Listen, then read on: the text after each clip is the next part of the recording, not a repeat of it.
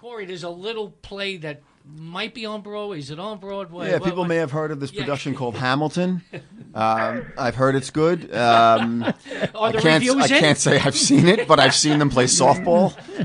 Which is interesting in its own right.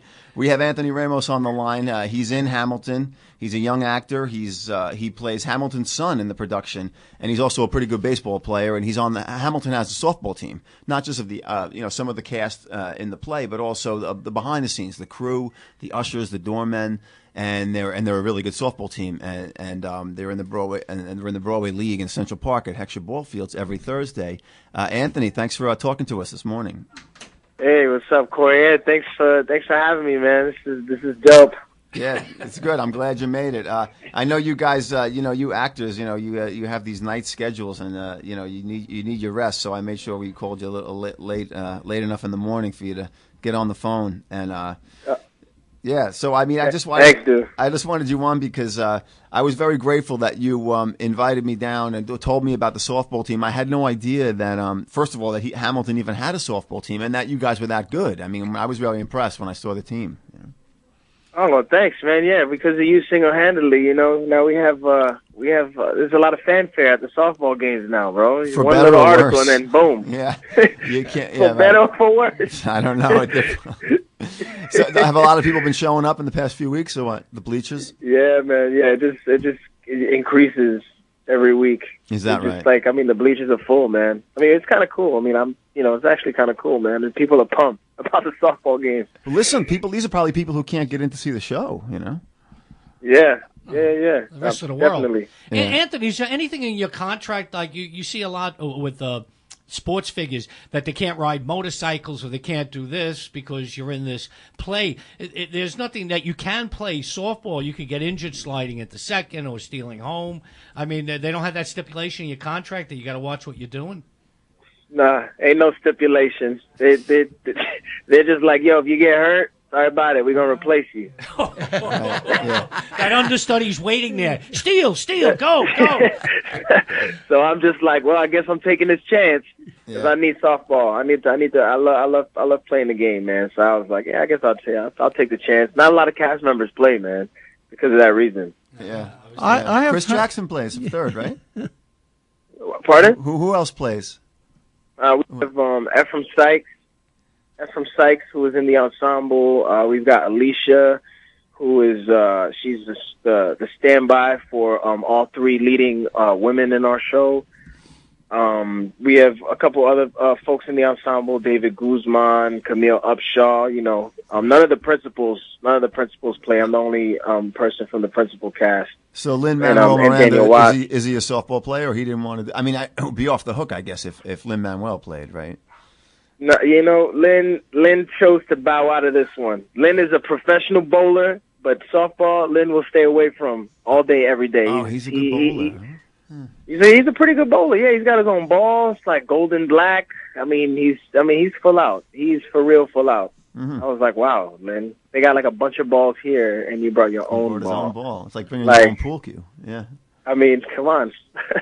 Like, this guy is, golden. Like, oh, okay, I see how it is. But yeah, Lynn came to our game. Last week. We had a big game last week against Matilda, and we pulled it out. You won 13-7. Wow. We won. And it was a tough one. It was a tough one. It was a nail biter until like the last couple innings, and we kind of opened it up. But so that was the team to beat in the league for you guys, right? I mean, that was the other real strong team, Matilda. Yeah, I mean, yeah, that was the team.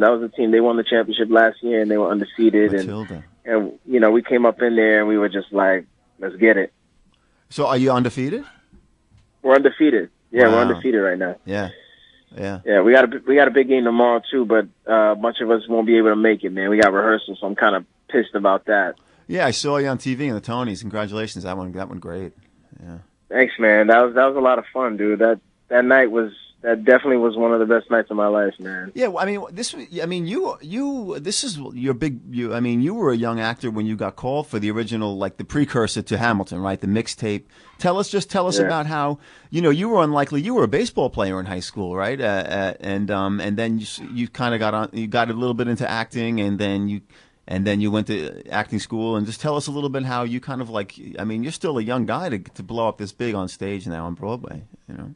Yeah, I mean, yeah, man, it happened fairly quickly, man. I mean, it didn't feel quick for the 5 years that I was hustling, but you know, I've been at it since I was 19, and I'm 24 now, and I just kind of I went to an open call, and then they cast me in the mixtape in the workshop section of the developmental process, and that was 4 weeks, and that was like, and then 6 months later, the show was going off Broadway.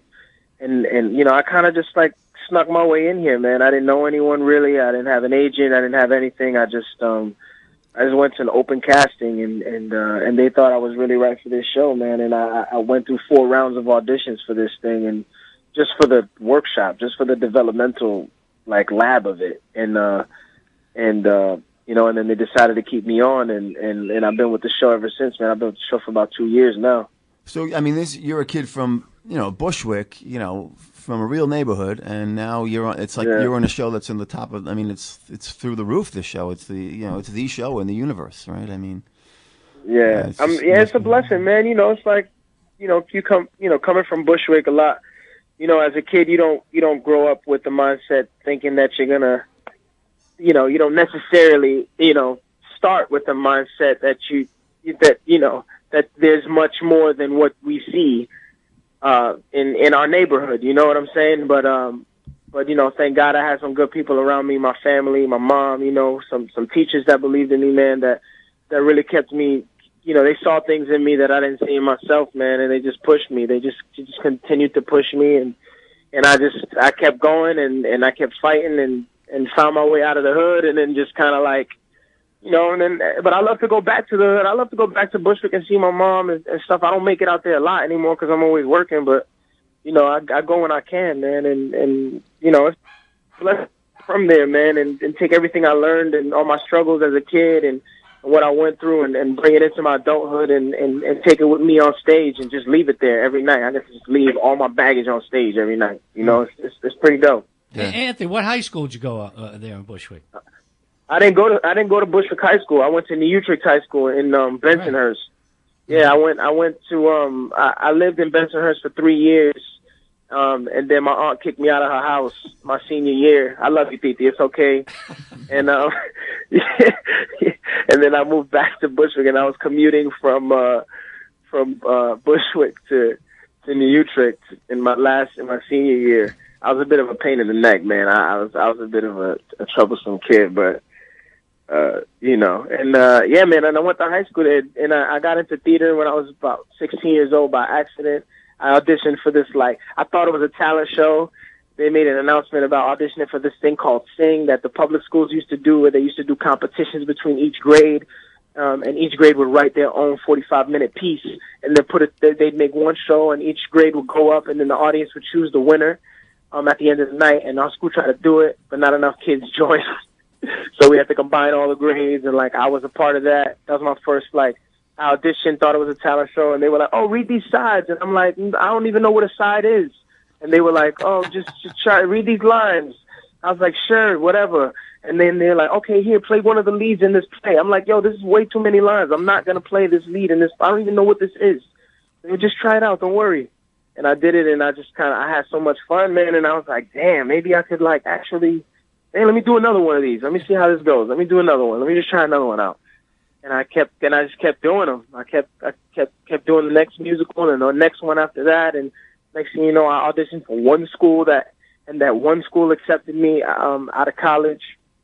Out of high school, called AMDA, the American Musical and Dramatic Academy. And that was, and you know, and then.